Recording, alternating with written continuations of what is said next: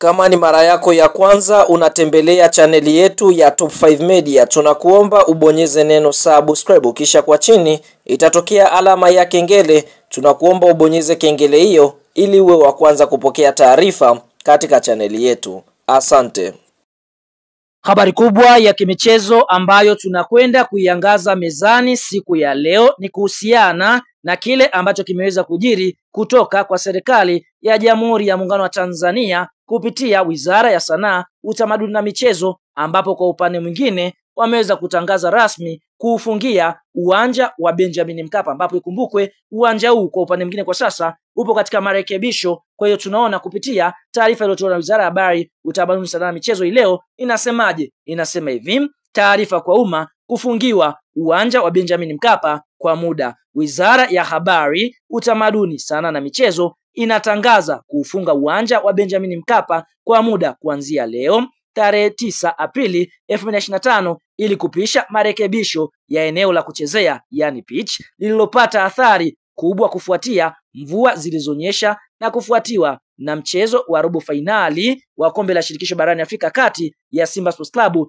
dhidi ya kocha timu ya soka ya Al Masry kutokea katika nchi ya Misri. Taarifa ikaendelea kusema hivi: timu ya wataalamu itaanza mara moja kufanya tathmini ya kina ya madhara yalitokeza na tarehe ya kufunguliwa kwa uwanja huo itatangazwa hapo baadaye. Kufuatia uamuzi huu, timu zote ambazo zilipanga kuutumia uwanja wa Benjamin Mkapa zikiwemo zinazoshiriki mashindano ya kimataifa zinaombwa kutafuta uwanja mbadala wakati serikali ikifanya marekebisho ya eneo la kuchezea kwa dharura. Wizara inaomba radhi kwa usumbufu utakaojitokeza kutokana na kufungwa kwa uwanja huu. Kwa sasa imetolewa kitengo cha mawasiliano serikalini, Wizara ya Habari, Utamaduni, Sanaa na Michezo. Kwa hiyo tunaona hii ni taarifa ambayo imeweza kutolewa na Wizara ya Sanaa, Utamaduni na Michezo. Kwa hiyo si taarifa nzuri sana kwa mashabiki wa klabu ya soka ya Simba Sports Club, kwa sababu ikumbukwe klabu ya soka ya Simba wao wameweza kuqualify kwenda nusu fainali michuano mikubwa ya kombe la shirikisho, na mchezo wa kwanza wa kombe la shirikisho Simba